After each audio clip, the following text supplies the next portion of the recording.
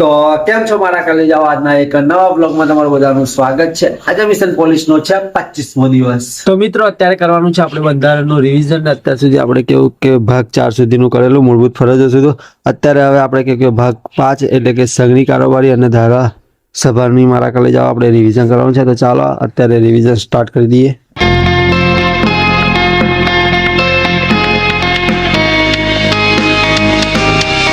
તો મિત્રો અત્યારે આપણે ખાવાના છે પલાળેલા ચણા। તો મિત્રો અત્યારે બંધારણનું રિવિઝન કરીને અત્યારે હું જાઉં છું ડેરીએ દૂધ આપવા માટે। અને મારા ખ્યાલે જાઓ આજે એક્સરસાઇઝ નહીં કરવાની, કેમ કે થોડું કેવું કે પગ એવું દુખી રહ્યું છે ને ખેંચાય છે, એના લીધે કેવું કે નથી આજે એક્સરસાઇઝ કરી, કેમ કે આરામ આલે સાચી વાત મારા ખ્યાલે જાઓ। અમુક વાર કેવું કે ઓવરલોડ એક્સરસાઇઝ થઈ જાય એના કારણે કેવું કે સીન પેન થતું હોય છે, પણ કંઈ નહીં। ચાલો અત્યારે આપણે વાંચવાનું તો શરૂ કરી દીધું છે। અત્યારે હવે 1 કલાક બંધારણનું રિવિઝન કરીને અત્યારે જે કામ છે એ પતાવી દઈએ અને પછી પાછું વાંચવાનું શરૂ કરી દઈશું।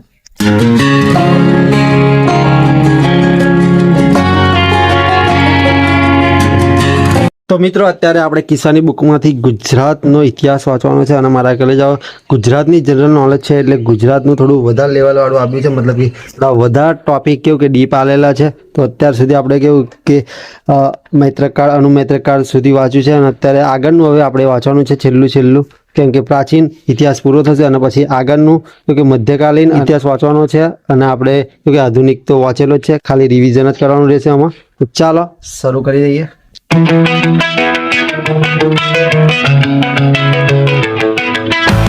તો મિત્રો જ્યારે વિશાલદેવનું શાસન હતું, જ્યારે ઈસવીસન 1256 થી 1259 સુધી એટલે કે 3 વર્ષ 56 દુષ્કાળ પડ્યો હતો। તો મારા કલેજાઓ આજે આપણે વિચાર્યું હતું કે મહેશના ઘેર વાંચવા જઈએ, પરંતુ તાબડતોડ વરસાદ ચાલુ થઈ ગયો છે। તો હવે શું જઈએ, કઈ નહીં, આપણે તો હવે ઘરે બેસીને જ વાંચવાનું ચાલુ કરી દેવાનું છે। તો મિત્રો અત્યારે 12:15 થઈ ગયા છે અને ફાઇનલી બધું વંચાઈ ગયું છે। માત્ર આટલું અને આટલું વાંચી રહ્યું છે અને પછી આધુનિક ઇતિહાસ આવી ગયો છે, અને આધુનિક ઇતિહાસ તો આપણે ઓલરેડી વાંચેલો છે, અને કાલે જે આ થોડુંક રહ્યું એ વાંચીશું, અને જે આગળનું વાંચ્યું છે એનું બધું જ રિવિઝન કરીશું, કેમ કે રિવિઝન કરવું બી બહુ જરૂરી છે। તો મિત્રો અત્યારે 3 વાગી ગયા છે અને અત્યારે આપણે હવે ગુજરાતી વ્યાકરણનો લેક્ચર જોવાનો છે, તો ચાલો શરૂ કરી દઈએ। તો મિત્રો અત્યારે આપણે ગુજરાતી વ્યાકરણમાં જોડણીના કેવું કે નિયમ 1 ગઈકાલે જોયો હતો, અને આજે આપણે કેવું કે નિયમ 2 જોયો છે। અને મારા કલે જાઓ જે મેન લખવાનું હતું એ લખી દીધું છે, અને હવે આપણે કેવું કે કલાક થઈ ગયો છે, તો હવે આવતીકાલે આપણે તદભવ બનવાનું છે। તો હાલો, તો મિત્રો અત્યારે હવે 4 વાગ્યા છે ને અત્યારે 4 વાગે આપણે હવે અંગ્રેજી વ્યાકરણનો લેક્ચર જોવાનો છે, તો ચાલો શરૂ કરી દઈએ। તો મિત્રો અત્યારે આપણે પેસિવની રચનાનું જોયું અને અમુક નિયમો એના જોયા છે કે કઈ રીતે વાપરવાના। અને મારા કલી જાઓ હું કેવું કે જ્યારે 12મા ધોરણમાં ભણતો ત્યારે એક અંગ્રેજી ગ્રામરની બુક લાવ્યો, એ મેં અત્યારે કાઢી છે, કેમ કે હું તો બુકો કોઈને હાલતો નહીં, મેલી જ રાખું છું, આપણે પશ્ચિમ હાલતા નહીં।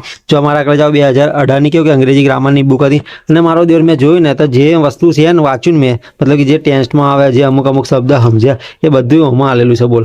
તો આ બધું વાંચતા નહીં એટલે મારા કલે જાઓ આપણને કંઈક આવડતું નહીં, પરંતુ આ બધું વાંચીએ તો આપણને કંઈક આવડે। સાચી વાત મારા કલે જાઓ। તો હાલો હવે થોડું કામ છે એ પતાવી દઈએ, પછી આપણે ગણિતનો લેક્ચર જોવાનો છે, તો ચાલો। તો મિત્રો અત્યારે 6 વાગ્યા છે ને અત્યારે હવે આપણે કેવું કે ગણિતનો લેક્ચર જોવાનો છે, પરંતુ એ પહેલા આપણે વર્ગમૂળ, ઘનમૂળ અને કેવું કે ઘડિયાળ જોઈ લઈએ, કેમ કે બેઝિક બી મજબૂત કરવું બહુ જરૂરી છે। સાચી વાત ને? તો ચાલો। તો મિત્રો ફાઇનલી આપણે ગણિતનો લેક્ચર તો જોઈ લીધેલો ને અત્યારે વાગી ગયા છે 9, અને મારા કલે જાઓ અત્યારે આપણે કેવું કે રિવિઝન મોડ છે, પરંતુ અત્યારે કેવું કે રિવિઝન કરવાનું મન નહીં થતું, એટલે અત્યારે આપણે કેવું કે એક લેક્ચર જોઈશું, કેમ કે મારા કલે જાઓ આપણે ઇંગ્લિશમાં ઘણું બધું કેવું કે ભણી ગયા છે, પરંતુ ઇંગ્લિશમાં હજુ થોડો ટપ્પો પડતો નહીં, મતલબ કે થોડું ઘણું ખબર પડે છે, પરંતુ જે વર્બ વાળું આવે છે એમાં મારા કલે જાઓ બહુ તકલીફ પડે એવું છે, કેમ કે એમાં વર્બ અલગ અલગ આવે છે, કે V1 V2 VS V3 એવું બધું આવે છે, એટલે કે મારા કલે જાઓ જે વર્બ હોય છે એના અલગ અલગ રૂપ આવે છે, અને એ કરવા બહુ જરૂરી છે, કેમ કે એ તો પરફેક્ટલી આપણે એ યાદ જ રાખવા પડે અને ગોખવા જ પડે, તો જ મેર પડે, બાકી મેર પડે નહીં। કેમ કે જ્યારે વાક્ય બનાવવા થાય ત્યારે જે રીતે આપણે વાક્ય બનાવતા હોય એના પ્રમાણે કેવું કે જે વર્બ આવે એના મૂકવાના હોય છે। અને મારા કલે જાઓ કેવું કે અંગ્રેજીમાં એક્ટિવ અને પેસિવ 2 રીતની વાક્ય રચના બનતી હોય છે, તો એ પણ ઘણું બધું ધ્યાન રાખવાની વાત છે। એટલે મારા કલે જાઓ અત્યારે આપણે વર્બનો લેક્ચર જોવાનો છે, તો ચાલો શરૂ કરી દઈએ ફટાફટ અને મોજ કરે, કેમ કે આપણે કેવું કે આપણું ટાર્ગેટ PSI નું છે, અને PSIમાં જે 30 માર્ક્સનું અંગ્રેજી આવે છે એમાંથી બી આપણે માર્ક્સ કવર કરવાનો ટ્રાય કરવાનો છે, કેમ કે મારા કલે જાઓ અત્યારે કેવું કે એક 2 માર્કથી બધા કેવું કે સરકારી નોકરીની એક્ઝામ પાસ કરવાથી રહી જતા હોય, એટલે આપણે કશું છોડવાનું થતું નહીં। સાચી વાત, બધી રીતે આપણે કવર કરવાનો ટ્રાય કરવાનો, જેના લીધે કેવું કે અમુક વિષયમાં થોડાક માર્ક્સ કપાઈ જાય ને તો બી આપણને તકલીફ ના પડે, પરંતુ આપણે પાર્ટ બી બી મજબૂત કરવાની જરૂર છે, કેમ કે પાર્ટ બી માં બી ઘણી બધી તકલીફ પડે છે અને પાર્ટ બી માં જોઈએ એવા માર્ક્સ આવતા નહીં. એટલે પાર્ટ બી માં બી આપણે પરફેક્ટલી મહેનત કરી રહ્યા છે. અને મારા આગળ લઈ જાઓ, અંગ્રેજી વ્યાકરણ, ગુજરાતી વ્યાકરણ અત્યારે ચાલુ છે, એટલે આ મહિનામાં આપણે અંગ્રેજી વ્યાકરણ અને ગુજરાતી વ્યાકરણ પરફેક્ટલી પૂરું કરી દેવાનું છે અને આવતા મહિનાથી પરફેક્ટલી રિવિઝન મોડ ચાલુ કરી દેવાનો છે. પીવાયક્યુ વાંચવાના શરૂ કરી દેવાના છે. બધું જ મતલબ કે જે પીવાયક્યુ છે, પછી રિવિઝન મોડ છે, પછી જે જીકે ની બુક છે એને બી પરફેક્ટલી વાંચવાની છે.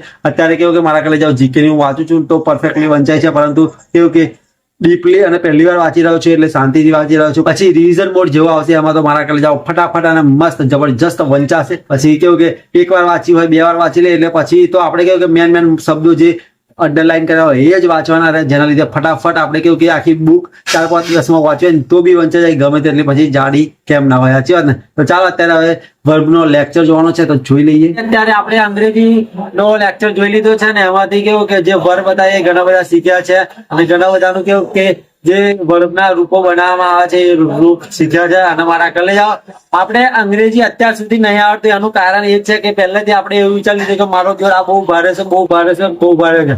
એના કારણે જ કેવું કે આપણને અંગ્રેજી અત્યાર સુધી હરખું આવડતું નહીં. અત્યારે શીખીએ છે ને તો એવું લાગી રહ્યું છે કે મારું જોર કેટલું આસાન છે, એમને આવડી જાય એમને. સાચી વાત. અને ઘણા બધા મિત્રો બી આવું જ કરતા હોય છે. ઘણા બધા મિત્રોને કેવું કે ગણિત રીઝનિંગમાં તકલીફ પડતી હોય ને ત્યારે એવું વિચારે કે મારો દેર મને ગણિત રીઝનિંગ નહીં આવડતું, ગણિત રીઝનિંગ નહીં આવડતું. અને એટલે જ મારા આગળ જેવું આપણે વિચારે ને એવું આપણું માઇન્ડ એક્સેપ્ટ કરી લે છે અને પછી આપણું માઇન્ડ બી એ રીતે જ કામ કરે છે. અને આપણું માઇન્ડ જયારે બી એવા દાખલા જોવે પછી જે આપણને નહીં આવતું એવું જોવે ને ત્યારે આપણું માઇન્ડ એવું વિચારે કે મારો દેર આ નહીં કરવા જેવું બોરિંગ લાગે. સાચી વાત ને? મને બી કેવું કે પાર્ટ 2 માં આ જ વસ્તુ થાય છે. મને પાર્ટ 2 કેવું લાગેલું અત્યાર સુધી કે મારો દેર થિયરી શું વાંચવા જાય, કંટાળો ચડે યાર, આવું થાય, ફલાણું થાય, ટેકનું થાય, આ તો ના આવડે યાર, આટલું બધું યાદ રહેતું હશે. એવા વિચારો કેવું કે આવતા હોય એના કારણે કેવું કે ઘણું બધું આપણને યાદ રહેતું નહીં. એટલે મારા આગળ જાઓ કોઈ બી સબ્જેક્ટ ને વાંચો તો કેવું કે એનાથી લગાવ કરો, એનાથી પ્રેમ કરો તો તમને એ ફટાફટ આવડી જશે. બાકી તમે એવું વિચારીને તૈયારી કરશો કે મારો દેરા મન નહીં આવડતું પણ આપણે મજબૂરીમાં કરીએ છીએ તો મજબૂરીમાં ક્યારેય થાય નહીં. એને આપણે પ્રેમ કરવો પડશે, એને લગાવ કરવો પડશે, ત્યારે જ તમારો મેળ પડશે. સાચી વાત. મારા આગળ જાઓ એટલે કોઈ બી સબ્જેક્ટ તમને ના આવડતો હોય તો ભલે બોરિંગ લાગતો હોય પરંતુ એ સબ્જેક્ટ સાથે તમે પ્રેમ કરવા લાગશો, એમાં ઘૂસવા લાગશો, એને ધ્યાનથી સમજવા લાગશો તો સારી રીતે તમને આવડશે. હું પણ એ પર્સનલી અત્યારે અનુભવ કરી રહ્યો છું.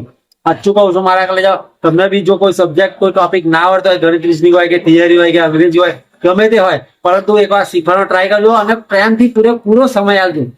આવડશે ને આવડશે. તમે એવું ના વિચારે કે મારો દિવસ હું 1 કલાક 2 કલાક આલું શીખી જાઉં, એવું નહીં થાય. એમાં તમારે ટાઈમ પૂરેપૂરો આપવો પડશે. ટાઈમ પૂરેપૂરો આપશો ને તો તમને 100% આવડશે, એ મારી ગેરંટી છે. પરંતુ એને લગાવ કરવો પડશે, પ્રેમ કરવો પડશે. કોઈ દિવસ એવું નહીં વિચારો કે મારો દેર આ તો આપણને ના આવડે, આ તો આપણા અહીં ના થાય. એવું નેગેટિવ ક્યારેય વિચારવાનું નહીં. હંમેશા પોઝિટિવ રહેવાનું. એવું વિચારો કે આ તો આપણને આવડે ને આપણા અહીં થાય. સાચી વાત ને? તો ચાલો. તો મિત્રો અત્યારે આપણે હેબિટ ટ્રેકરમાં ટીક કરવાનું છે. આજે તારીખ છે 17. તો ચાલો મારા આગળ લઈ જાઓ, હવે ટીક કરી દઈએ. 1 કલાક કસરત નહીં થઈ કેમ કે મારા આગળ લઈ જાઓ આજે સવારે સીન પેન થતું હતું એના લીધે આપણે કસરત કરી નહીં. 2 કલાક જીકે થઈ ગયું છે, 1 કલાક બંધારણ થઈ ગયું છે, 1 કલાક અંગ્રેજી ગ્રામર થઈ ગયું છે, 1 કલાક ગુજરાતી ગ્રામર થઈ ગયું છે, 1 કલાક ગણિતની પ્રેક્ટિસ મતલબ કે ગણિતનું બેઝિક આપણે આજે વાંચ્યું હતું, પછી 1 કલાક રિવિઝન થઈ ગયું છે, પછી એક રીલ નહીં બની અને યુટ્યુબ બ્લોગ બની રહ્યો છે. તો ચાલો મારા આગળ જાઓ ટીક કરી દઈએ. ખાલી રીલ એ નહીં બની અને આજે કસરત નથી થઈ પણ કંઈ નહીં. મારા આગળ લઈ જાઓ. થોડું કેવું કે અત્યારે કામ હોય એટલે થઈ જાય એવું અને કેવું કે સીન પેન થતું હતું એના કારણે મારા આગળ લઈ જાઓ મેં કસરત નહીં કરી. આવતીકાલે આપણે લોંગ રનિંગ કરીશું. મારા આગળ લઈ જાઓ ભલે સીન પેન થાય કે ના થાય. સાચી વાત. તો આઈ હોપ તમને આજનો બ્લોગ ગમ્યો છે તો લાઈક શેર અને સબસ્ક્રાઇબ કરી નાખજો. એક નવા બ્લોગમાં મળીશું. ટેક કેર, બાય બાય, જય હિન્દ, જય Bharat. Big thank you for being here. बहुत बहुत धन्यवाद.